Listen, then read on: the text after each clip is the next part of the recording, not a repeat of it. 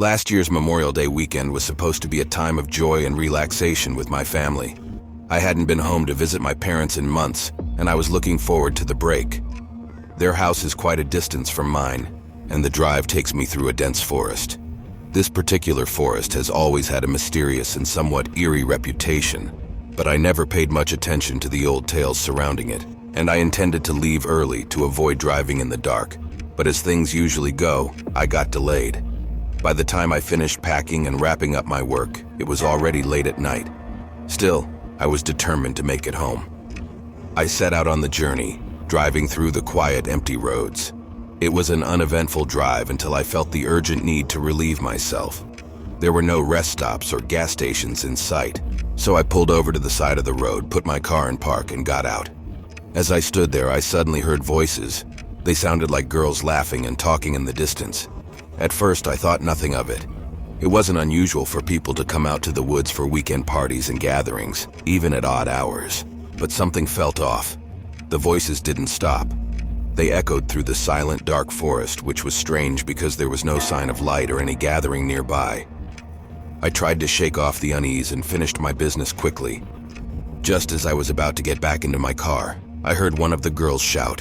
Her voice was clear, and she seemed to be calling out to me, but I couldn't understand what she was saying. Curiosity got the better of me. I hesitated for a moment, then decided to take a few steps into the forest. Maybe someone needed help, I reasoned. I took about 5 or 6 steps, but it was pitch black beyond the reach of my car's headlights. What could they possibly be doing out here at this time of night? My heart began to race. The voices grew louder, and now they were all screaming. The hairs on the back of my neck stood up. Something was definitely wrong. I turned to go back to my car, but as I did, I felt a cold breeze brush past me, sending a shiver down my spine. "Who's there?" I called out, my voice trembling. There was no response, only the continued screaming, and now, a faint sound of crying mixed with the shouts. My instinct screamed at me to run, but my feet felt rooted to the ground. Suddenly the screaming stopped. The silence was deafening, almost pressing against my ears. I forced myself to turn around and head back to the car, each step feeling like a mile. When I finally reached the car, I fumbled with the door handle, my hands shaking uncontrollably. I glanced back towards the forest, and that's when I saw her. A figure stood just beyond the edge of the darkness, barely visible. It was a girl, or at least it looked like one. Her face was pale and expressionless, her eyes dark pits that seemed to swallow the light. She raised a hand and pointed directly at me. "Help us," she whispered, her voice carried on the wind.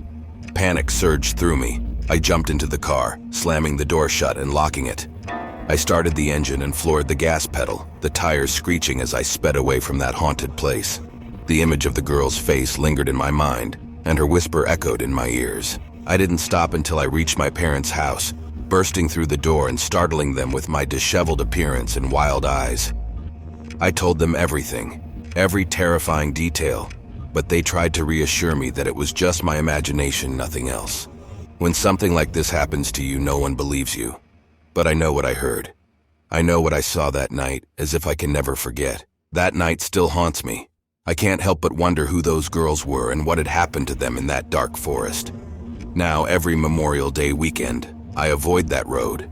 I take the long way around, no matter how inconvenient it is. Some things are just not worth the risk, and that forest with its lost voices and ghostly apparitions is one of them. It was Memorial Day weekend, and my friends and I had decided to celebrate in style.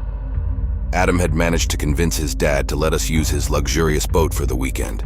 The plan was simple: head out to the lake, party hard, and make the most of the long weekend. It was supposed to be a time of fun and relaxation, but it turned into a fear I will never forget. There were 5 of us: Adam, Sam, Chris, Rachel, and me. We loaded up the boat with enough supplies to last us a couple of days, including enough alcohol to keep the party going non-stop. The boat was magnificent, with sleek lines and all the modern conveniences. We felt like royalty as we sailed out onto the vast, serene lake. The day was perfect. The sun was shining and the water was calm. We spent the afternoon swimming, sunbathing, and drinking. As the sun began to set, we fired up the grill and had a fantastic barbecue dinner. The alcohol was flowing freely and we were all in high spirits. We were laughing, dancing, and having the time of our lives. I don't remember exactly when it happened, but at some point I realized it had gotten dark. The boat was gently rocking on the water, and the stars were twinkling above us. It was a beautiful, tranquil night. We were all a bit tipsy, and the atmosphere was perfect. But then things started to get strange. First, we noticed that our phones had no signal. It wasn't unusual to lose reception in remote areas, but it felt odd nonetheless. We were in the middle of the lake, far from any cell towers. We shrugged it off, deciding to enjoy the disconnect from the outside world. It wasn't long after that when I saw something out of the corner of my eye. A shadowy figure moving swiftly across the deck. I turned to look, but there was nothing there. I told myself it was just my imagination, maybe a trick of the light or the alcohol playing tricks on my mind. But then Rachel screamed. She pointed to the other end of the boat, her face pale with terror. We all turned to see what had frightened her. There, standing at the edge of the deck, was a ghostly figure. It was translucent, almost shimmering in the moonlight. Its eyes were hollow and its mouth was twisted in a silent scream. We all froze, staring in disbelief. The figure slowly began to move towards us, its movements jerky and unnatural. We stumbled back, our hearts pounding in our chests. The air grew cold and a sense of dread filled the boat. Adam, trying to take control of the situation, grabbed a flashlight and shone it towards the figure. But the light passed right through it, as if it were made of smoke. The figure didn't stop. It kept coming closer. Panic set in and we scrambled to find a way off the boat. But we were in the middle of the lake with no way to escape. Chris suggested we try to start the boat and head back to shore. We rushed to the controls, but the engine wouldn't start. It was as if the boat itself was under some kind of spell. The figure was now just a few feet away, and we could feel an icy chill emanating from it. In a desperate attempt to defend ourselves, Sam grabbed a boat hook and swung it at the figure. But it passed right through, and the ghostly image continued its advance. We huddled together, feeling utterly helpless. Then, just as suddenly as it had appeared, the figure vanished. The air warmed up and the boat felt normal again. We were left standing there, shaking and bewildered. None of us could explain what had just happened. We tried to rationalize it, blaming it on the alcohol or a collective hallucination. But deep down, we knew we had seen something otherworldly. We spent the rest of the night in a tense, uneasy silence, too afraid to speak of what we had witnessed. Morning came and we managed to get the boat started. We headed back to shore, leaving the lake and the terrifying experience behind. To this day, none of us can explain what we saw that night. We never spoke of it again, and we avoided the lake from then on.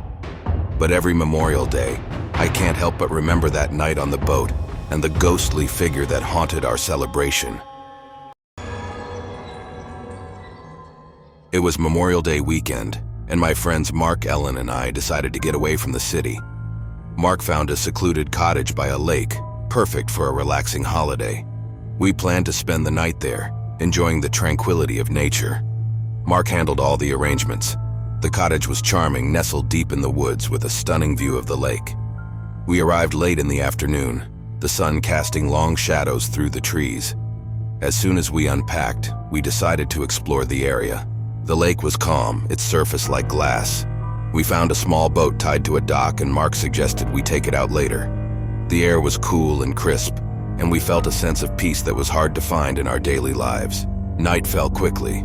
We built a fire outside the cottage, roasting marshmallows and sharing stories. The stars above were bright, and the only sounds were the crackling of the fire and the occasional hoot of an owl. It was perfect.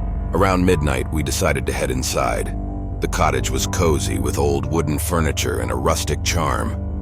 Mark had chosen the place well. As we settled in, we heard a strange noise coming from outside. It sounded like someone was walking around the cottage. "Did you hear that?" Ellen asked, looking uneasy.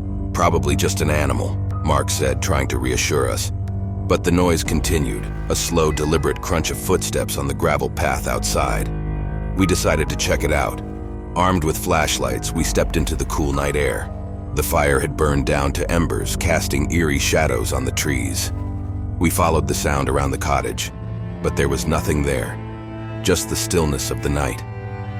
"Maybe it was the wind," I suggested, though I didn't believe it myself. We returned inside, bolting the door behind us. Trying to shake off the unease, we decided to watch a movie. Mark found an old VHS player and some tapes. We chose a horror movie. thinking it would add to the thrill of the night.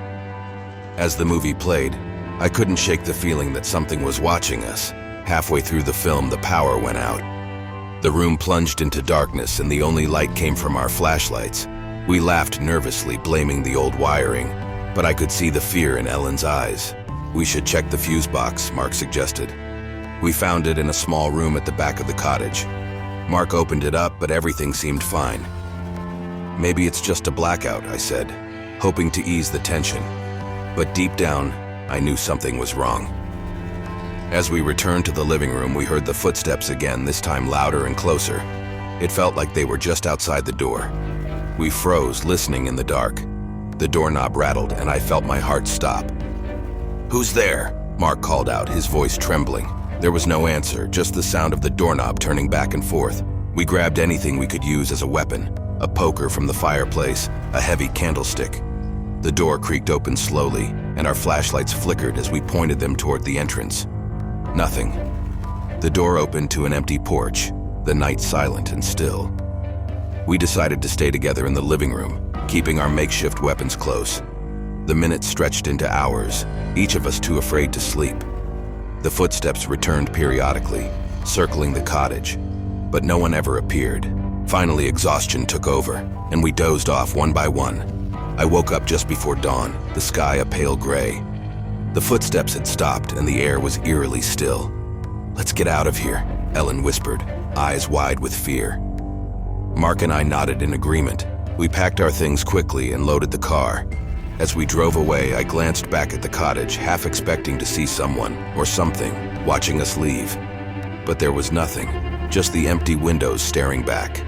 We never spoke of that night again. It felt like a bad dream, something best left forgotten. But every Memorial Day weekend, I remember the footsteps, the fear, and the sense that we were not alone. And sometimes, late at night, I still hear those footsteps, slow and deliberate, coming closer and closer.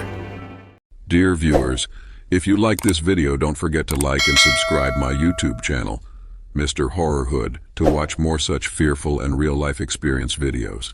Thanks for watching. See you in next video.